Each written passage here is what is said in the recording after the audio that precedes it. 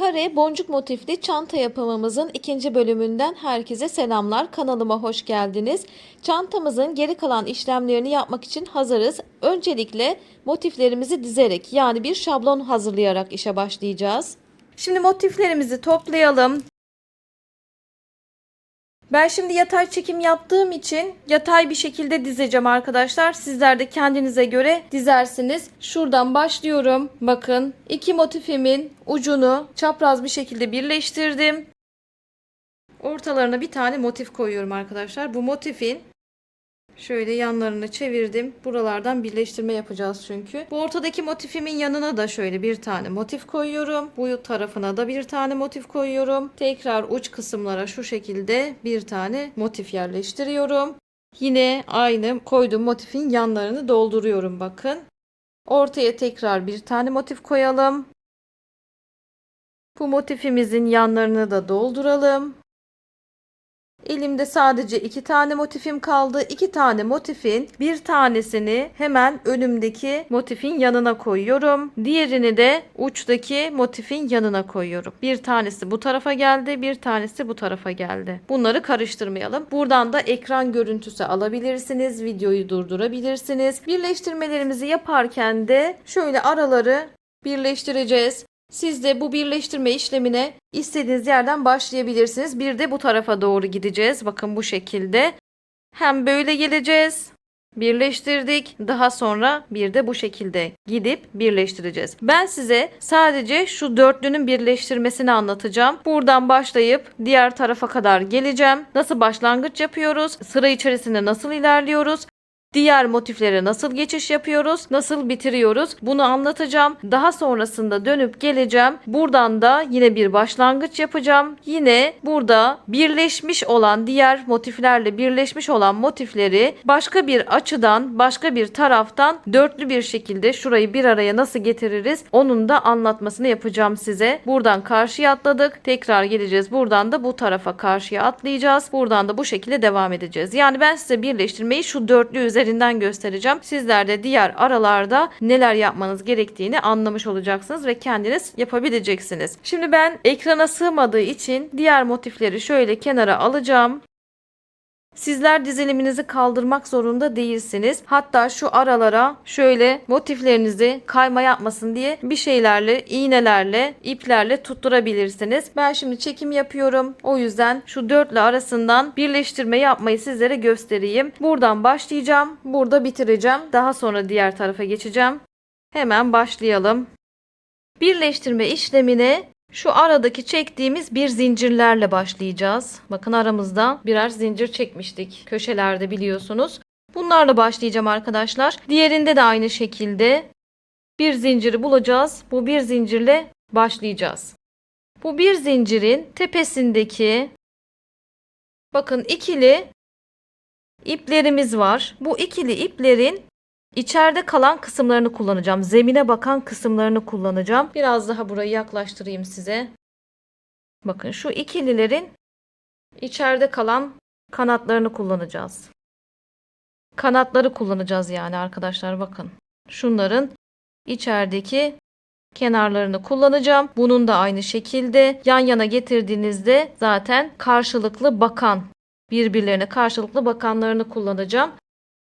Bunu da söyleyeyim. Şimdi bir zincirimi buluyorum. Bir zincirimi tespit ettim arkadaşlar. Şurası. Biraz da şöyle öne çıkarayım. Dursun. İpimi şöyle elimle tuttum, çevirdim. Buraya bir halka yaptım. İlk defa yapanlar için anlatıyorum. Bakın halkamızı yaptıktan sonra tığımı geçirdim. İpimi aldım halkamdan.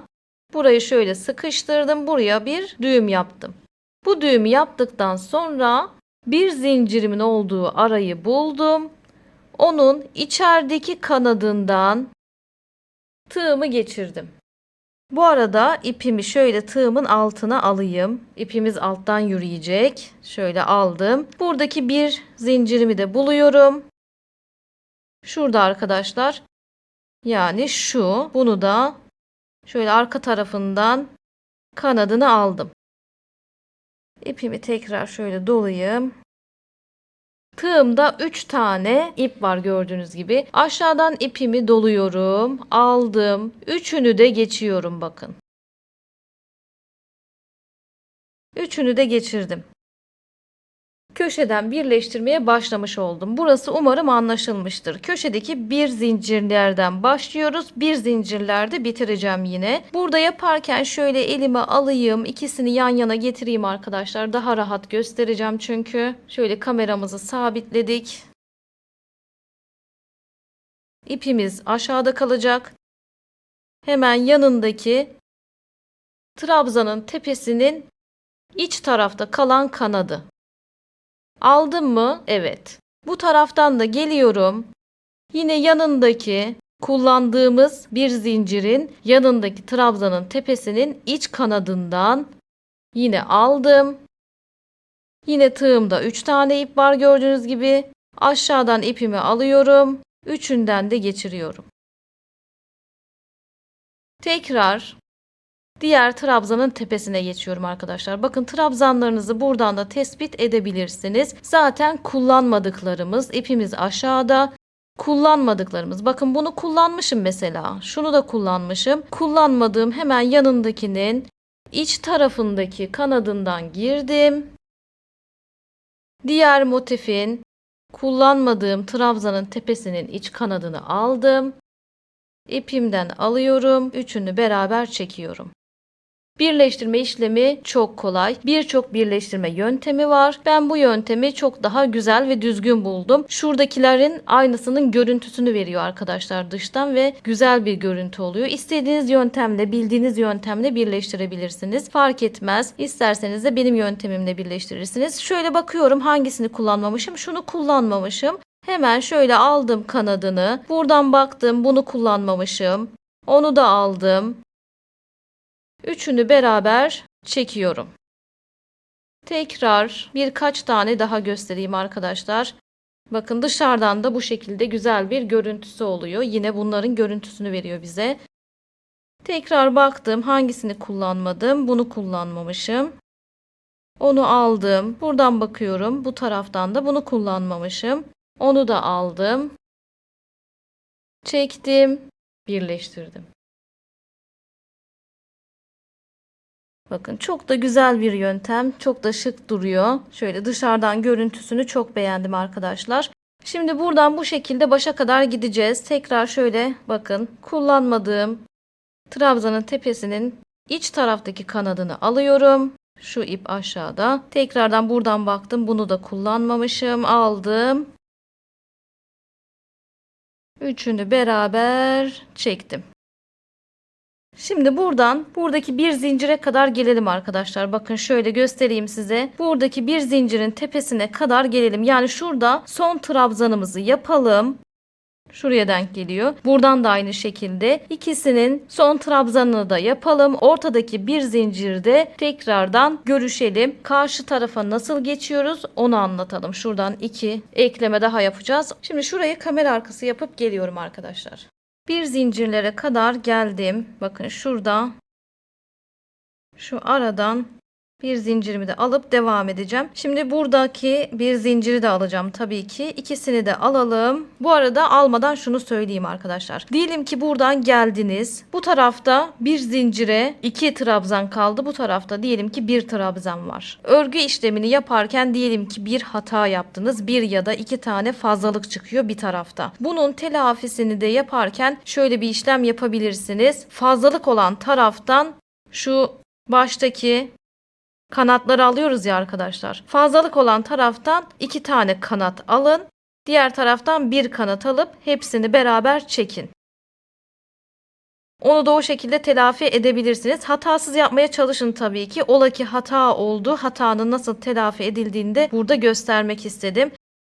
Dediğim gibi fazlalık olan taraftan şöyle 2 kanat alıyorsunuz. Diğer taraftan 1 kanat alıyorsunuz. Orada bir taneyi aradan eritmiş oluyorsunuz. Şimdi biz şu köşedeki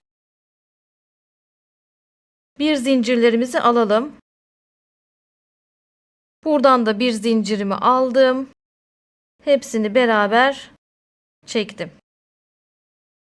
Bununla beraber buradaki birleşimim tamamlanmış oldu. Şimdi diğer tarafa geçmeden önce bir tane zincir çekiyorum. Normal bir zincirimi çektim. Diğer motifimin bir zincirli arasını tespit ediyorum. Bakın şurası. Onun kanadını aldım. Diğerinin bir zincirli arasını tespit ettim. Onun da içteki kanadını aldım. Bu karşıya geçme işlemi de kolay. İpimi aşağıdan şöyle araya geçirdim. İpimiz hep aşağıda olacak arkadaşlar. Biraz da sıkılaştırdım. İpimi alıyorum. Üçünü birden çekiyorum.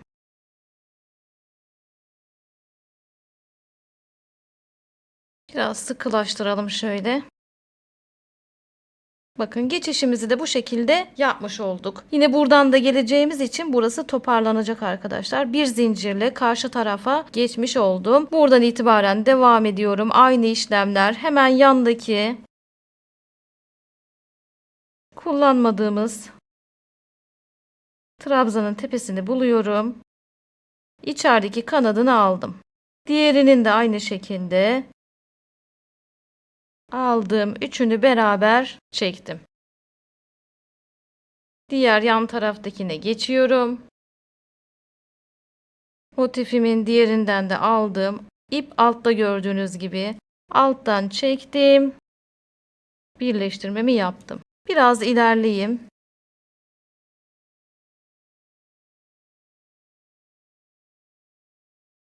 Bakıyorum.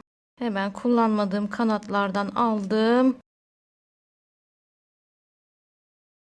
Bu şekilde devam ediyorum yukarı doğru. Yine bir zincirlerde bitireceğiz arkadaşlar. Tekrardan size orada nasıl bitireceğimizi göstermek istiyorum. Şöyle geriden de alayım. Bakın buradan itibaren bir fermuar gibi devam edelim. Umarım anlaşılmıştır. Dediğim gibi şu trabzan tepelerimizin iç tarafta birbirine bakan kanatlarını alarak ilerliyoruz. Arada atlamamaya dikkat edin. Ama ola ki hata yaptınız. Dediğim gibi şuralarda bir yerlerde, en sonda değil de hani şuralarda bir yerlerde fazlalığı yedirmeye çalışın. Bir taneden iki taneden bir şey olmaz arkadaşlar. Sorun etmeyin o kadar. Yukarı kadar çıkalım. Şurada kapanışı beraber yapalım.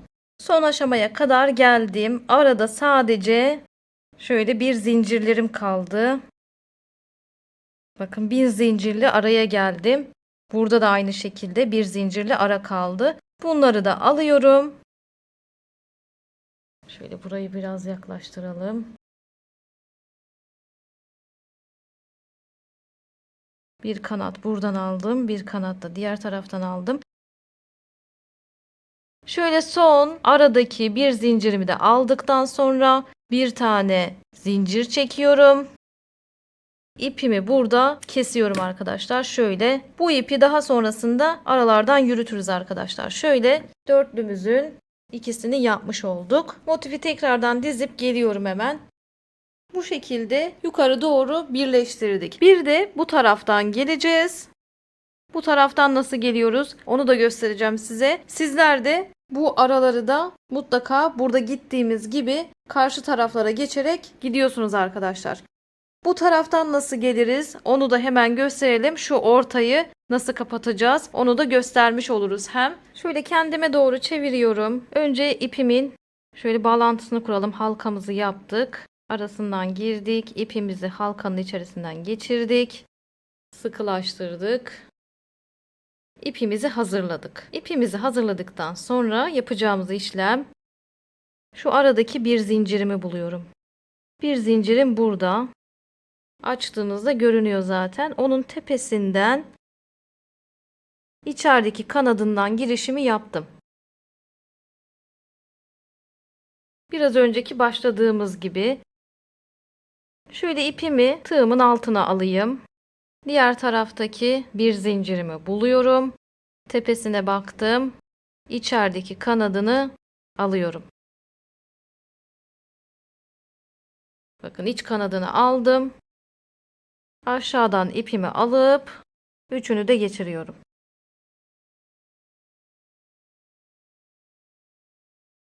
Başlangıcımızı yaptık. Buradan itibaren hemen yandaki kullanmadığım trabzanın tepesinin iç taraftaki kanadını aldım.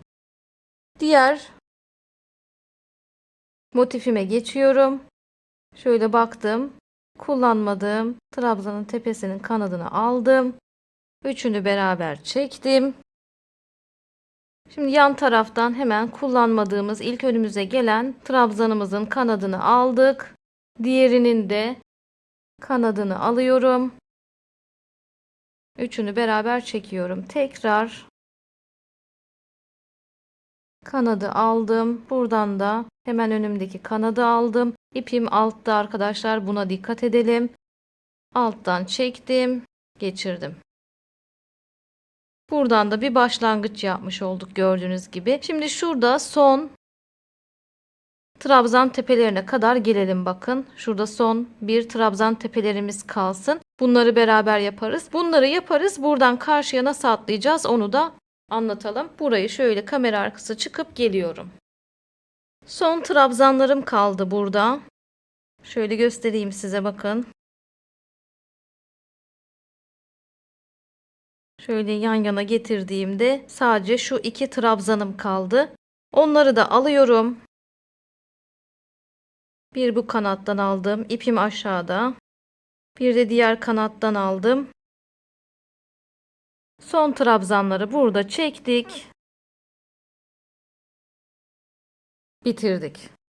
Son trabzanları yaptıktan sonra araya bir tane zincir çekiyorum. Bir zincir sonrasında karşıya atlayacağım. Karşıdan şöyle bakıyorum. Buradaki bir zincirleri kullanmıştık biliyorsunuz arkadaşlar. O yüzden ilk trabzanları kullanacağım yine.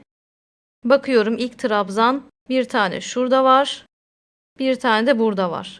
Bu ilk trabzanların yine iç kanatlarını kullanacağım bir zincir sonrasında. İpimi şöyle yine aşağıya geçiriyorum. İlk kanadımı aldım. Diğer kanadımı da aldım. Şöyle üçünü beraber çekiyorum.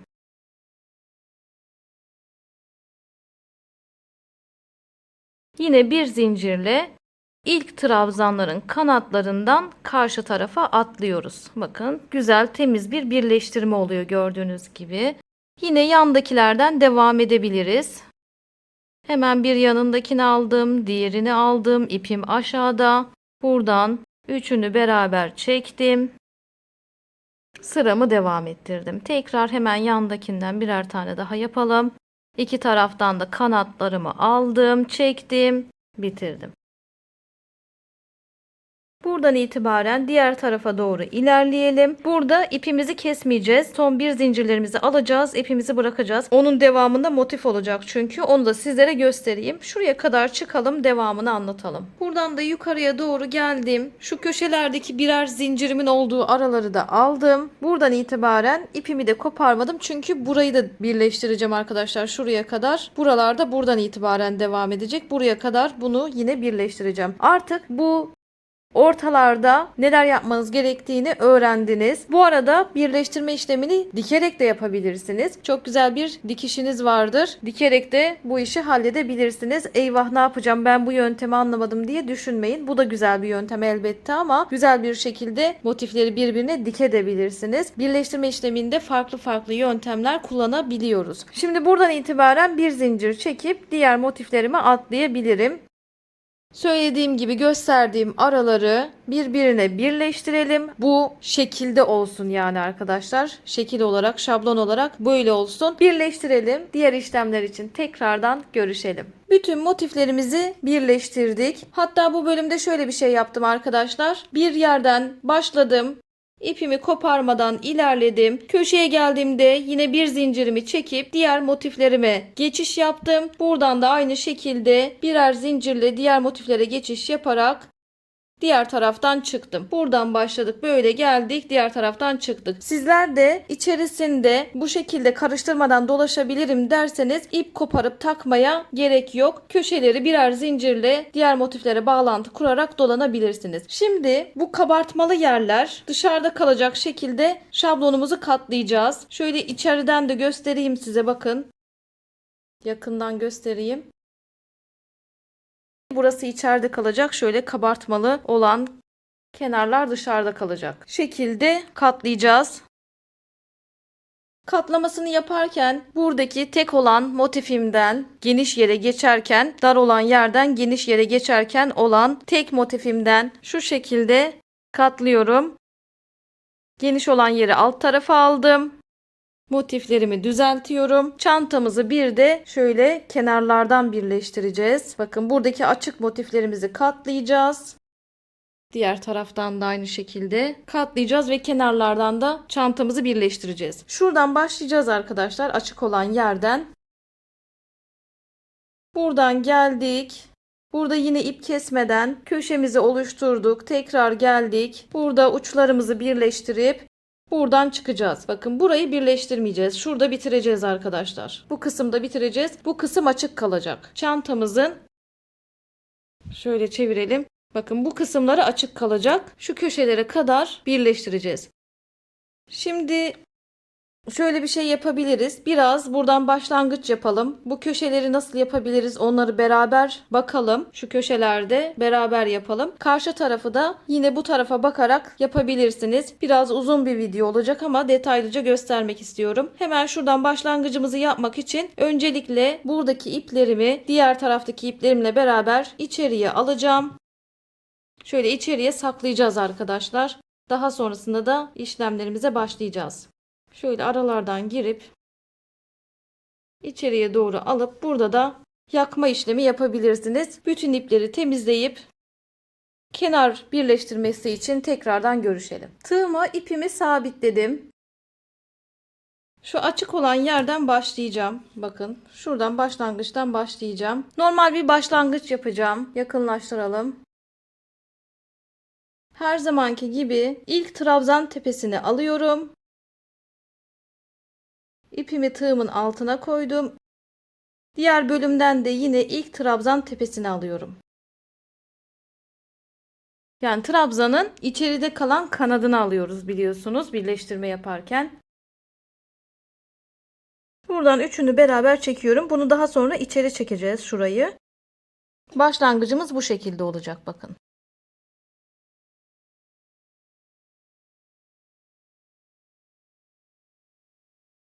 Başlangıcımı yaptıktan sonra yanındaki trabzan tepelerinden devam ediyorum. İpim yine aşağıda.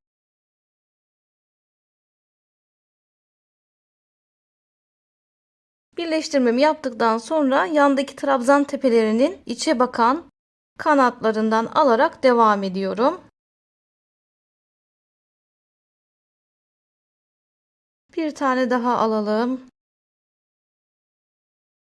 Yani burada ilk trabzan tepesiyle başlamanız yeterli arkadaşlar. Şimdi şöyle yukarı doğru ilerleyelim. Yine buradaki aradaki bir zincirlerimizi referans alacağız. Bu bir zincirler bizim için çok önemli. Her yerde referansımız oldu biliyorsunuz. Yukarı doğru şuralara kadar gelelim. Buradaki şu geçişi beraber yapalım. Yukarı doğru geliyorum hemen kamera arkası.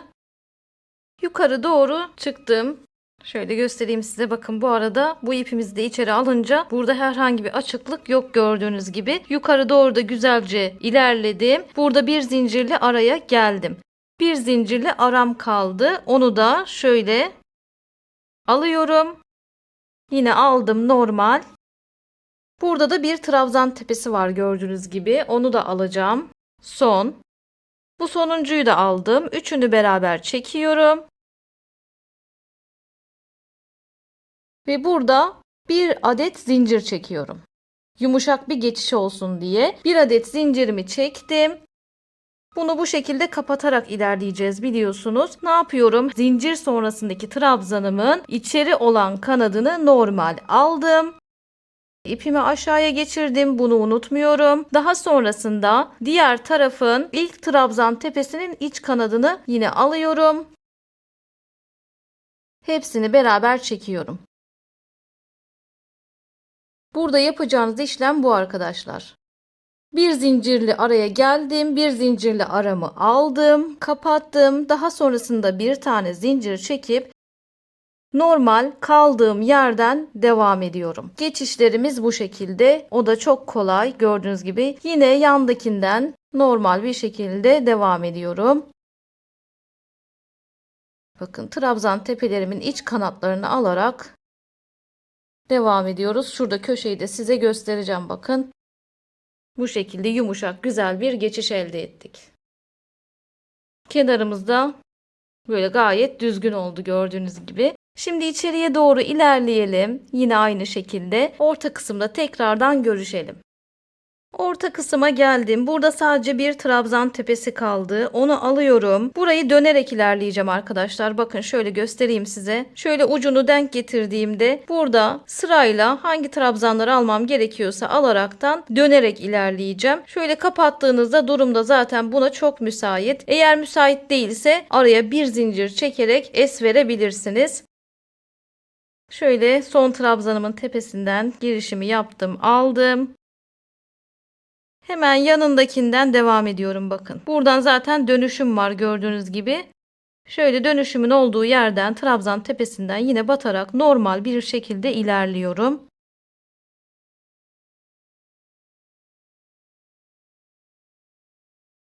Tekrar baktım, yanındakini alacağım. Burada da ucuma denk geldi zaten. Uçtakini de aldım. Diğer motifime geçtim. Hemen ilk trabzanın tepesine alıyorum. Bu taraftan da alalım. Üçünü beraber çektim. Köşeyi döndüm. Bakın şu şekilde güzel bir dönüş yaptık. Yönümüzü çevirdik. Buradan birkaç ilerleyelim. Daha net göstereyim size.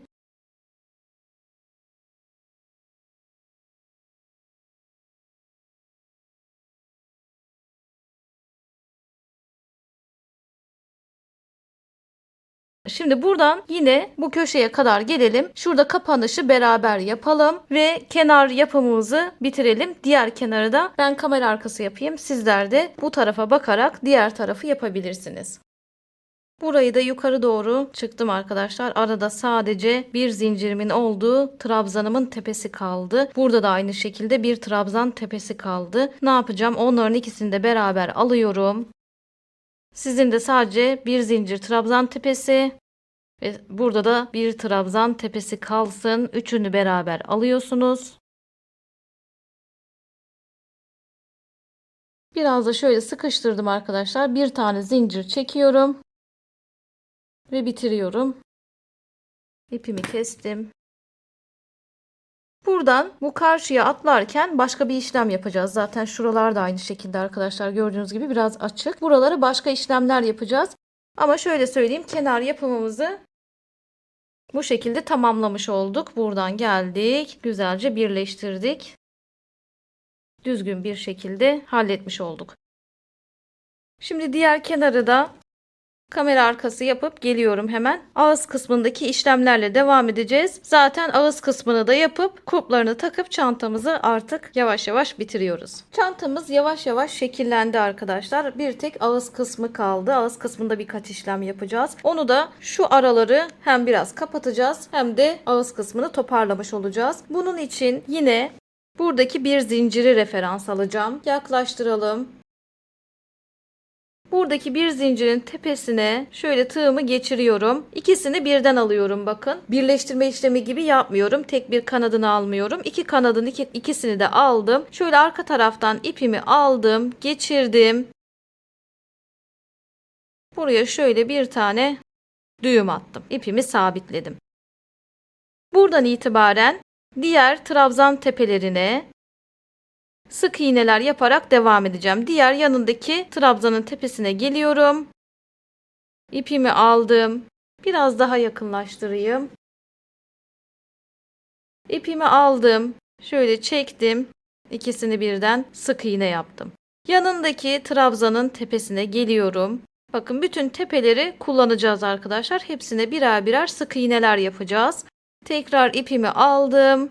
İkisini beraber çektim. Yanındakine geldim. Girişimi yaptım trabzanın tepesine. İpimi aldım. İkisini beraber çekiyorum. Buna sık iğne deniliyor. Yani çok sıkı olarak da yapmayın. Elinizi çok sıkmayın arkadaşlar. Bütün trabzan tepelerine girişimizi yapıyoruz. İkisini beraber çekiyoruz. Yapacağımız işlem bu kadar. Bu şekilde sık iğneler yaparak şuradaki araya kadar gelelim. Buradaki arada şöyle bir birleştirme yapacağız. Burayı nasıl toparlayacağız hep beraber yapalım. Sık iğnelerle bu orta yere kadar geldim. Hatta şurada 2 tane trabzanımın tepesi kaldı. Yine burayı yakınlaştıralım. Şimdi buradaki aralarda şöyle bir işlem yapacağız. Şu sondan bir önceki trabzanın tepesine batıp normal sık iğnemi yaptım. Son trabzanımın tepesine batıyorum. Yine bir sık iğne yapıyorum. Ve buradan karşıya atlayacağım. Bakın ortadaki hiçbir trabzan tepesini, hiçbir ilmeği almıyorum. Direkt karşıya atlıyorum. Şurada ilk trabzanımın tepesinden, ilk önüme gelen ilmekten tığımı geçirdim. İpimi aldım. Şöyle biraz sıkı yapacağım. Sıktım. Sık iğnemi yaptım. Orta kısmını atlamış oldum. Burayı da bu şekilde birleştirmiş oldum. Yine yanındakilerden şöyle girerek devam ediyorum sık iğneler yapmaya. Aldım. Yukarı doğru normal bir şekilde devam edeceğiz.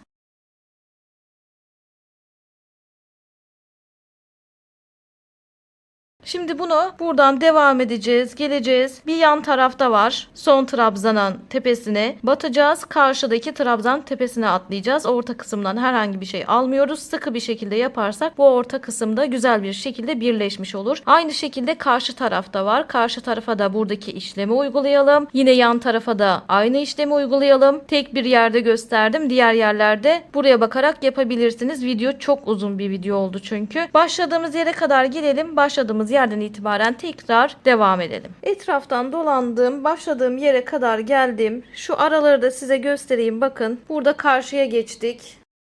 Yine karşı tarafta aynı şekilde direkt karşıya geçip burayı düzgün bir şekilde birleştirdik. Burası da aynı şekilde bir araya gelmiş oldu. Şimdi başladığım yerden itibaren yine şöyle yakınlaştıralım.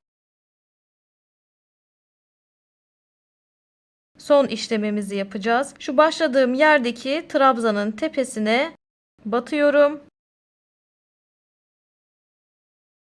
Karşı taraftan ipimi aldım. Diğer ipimin içerisinden geçirip kaydırdım. Başladığım yerle bittiğim yerin birleştirmesini yaptıktan sonra hemen yandaki trabzanın tepesine yine geliyorum. İpimi alıyorum. Diğer ipimden geçirip kaydırıyorum. Bunu çok sıkı yapmamaya çalışın. Diğer trabzanımın tepesine geldim. İpimi aldım. Diğer ipimden kaydırdım. Buna kaydırma işlemi deniliyor. Kaydırma şeklinde ilerleyeceğim. Ne çok gevşek yapacağım ne çok sıkı yapacağım. Tekrardan bakın aldım. Trabzanın tepesinden girişimi yaptım. Kaydırdım. Yine trabzanın tepesine girişimi yaptım. Aldım. Diğer ipimden kaydırdım.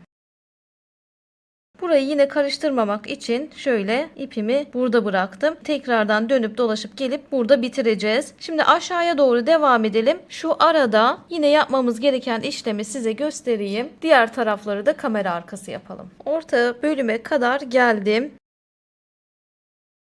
Orta bölümde önümdeki trabzanın tepesini yine alıyorum. Tam kenarda, bu tarafta kenarda aldım. Kaydırmamı yaptım. Şu ortadakini bırakacağım bakın. Ortadan bir tane bırakıyorum. Karşı taraftan yine alıp kaydırıyorum. Orta bölümün geçişini bu şekilde yapmış oluyorum. Daha sonra diğer tarafa doğru yine kaydırma yaparak ilerliyoruz. Sadece ortadan bir tane ilmek atlamış oldum. Bu şekilde bir geçiş verdim. Diğer köşelerde de yine şöyle ortadakini bırakıp yanlardakini kaydırma yaparak ilerleyebilirsiniz. Kenarlarda da aynı işlemi yapacağız. Dolanalım. Yine arka taraftan geldik. Burada başladığımız yerde bitirip çantamızın saplarını takacağız. Başladığım yere kadar dolandım, geldim. Burada artık yine kaydırma yapıp başladığım yere bitireceğim. Girişimi yapıyorum. Kaydırıyorum. İpimi kesiyorum. İpimi kestikten sonra şöyle çıkardım arkadaşlar. Hemen yanındakinden girişimi yapıyorum yine. bir ön taraftakinden girişimi yaptım. İpimi içeri şöyle çekiyorum. Trabzanın tepesinin alt tarafından ipimi geçirdim. Şöyle birkaç gezdirelim. Sık iğnelerin arasından. Daha sonra bu arka tarafta diğeriyle beraber içeride bağlayıp hafiften ucunu yakalım. Ağız kısmını da bu şekilde halletmiş olduk. Şimdi ipleri içeride yok edip çantamızın saplarını takmaya geçelim. Çantamızın saplarını yine şöyle orta kısımlardan takacağız. Tabii ki her zaman referans aldığımız bir zincirli ara.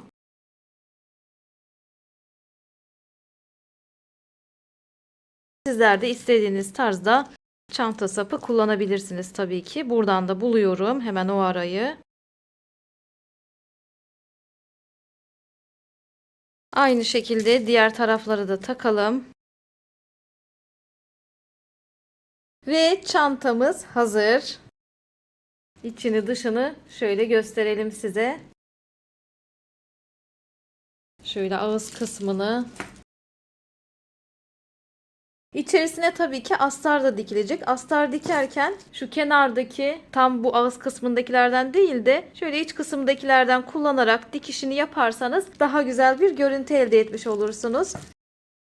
Boyutlarına da bakalım. En olarak 29 santim eni var. Şuradan uzun yerden boy bakıyorum. 29 santimde boyu var. Kısa yerden de bakabilirim. Kısa yerden de 23 santim boyu var. Kullandığımız boncuk sayısına gelecek olursak dış rengimizden bordo olan renkten 260 adet kullandık toplamda. Gold renkten 208 adet kullandık. En iç kısımda kullandığımız beyaz renkten ise 52 adet boncuk kullandık. Yani toplamda kullandığımız boncuk sayısı 520 adet. Kullandığımız ipin adetinden de bahsedelim. Malzeme aldığım yerde 3 adet 100 gramlık makrome ipiyle çantanın yapıldığı söylendiği için 3 adet almıştım. Fakat 2 adet 100 gramlık ip yeterli geldi. Hatta ikincisinden şöyle bir miktarda arttı. Üçüncüsü de artık başka bir projemde kullanılmak üzere kenara koyacağım. Açıklamalar kısmına da zaten bunları yazarım. Oradan malzeme bilgilerine göz atabilirsiniz. Sizler de beğendiyseniz videoma like atıp kanalıma abone olarak, videomu paylaşarak, yorum yaparak destek verirseniz çok sevinirim. Destek verenlerin de eline sağlık. Çok teşekkür ediyorum. Videoyu yayınlar yayınlamaz hemen altına yorumlar geliyor. Böyle çok güzel. Hepinizin eline emeğine sağlık arkadaşlar. Katıl butonundan atölyeme destek de verebilirsiniz. Bir sonraki modelde görüşmek üzere. Hoşça kalın.